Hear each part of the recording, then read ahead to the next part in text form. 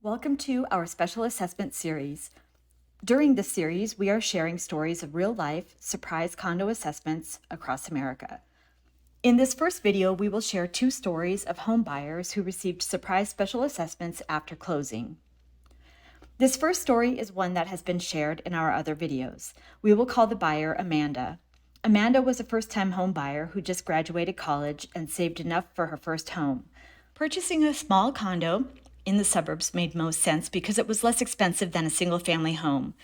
About 8 weeks after she moved in, she received notice of an $18,000 special assessment due within 3 months. Amanda quickly learned it was not an approved assessment at the time of closing, so it was nothing the buyer had neglected to disclose. She actually owed that $18,000. In our missing fiduciary video, we discussed the fact she should have requested the last 6 to 24 months of HOA meeting minutes, reviewed them, and looked for any common themes of discussion. Then she could have inquired with the board, only to learn that there was a potential assessment on the horizon anywhere from $10,000 to $25,000. Knowing she couldn't have afforded even $10,000, she would not have pursued the purchase. The next story is about a young couple in their mid-30s. Let's call them Lisa and Paul. They decided to purchase a $405,000 condo in New York, only as an interim place to live, knowing that they wanted a larger home for a family. In their case, they did do the work. They read the minutes and they did see the common theme of discussion and inquired with the HOA. They were told that the assessment would be to cover work on the courtyard and a garage renovation.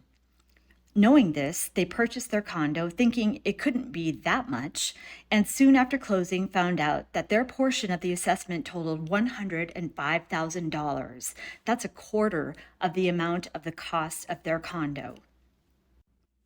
Lisa and Paul said they are now trapped in this small condo for at least a decade. To make matters worse, their assessment is expected to double over the next decade. The only hope they hold on to at this point is the increase of value of their investment, so that they can try to justify raising a family in their small home while paying 50% more than originally planned over the next 10 years. The lesson here is this: are you willing to take the risk of not knowing what the assessment is going to be if the HOA has indeed acknowledged there will be one in the very near future? Or is it worth walking away from that condo and looking for another one? We will continue to share more assessment stories in this series. If you want to learn more about condos, hit subscribe or follow our blog in the link below. Thank you and have a great day.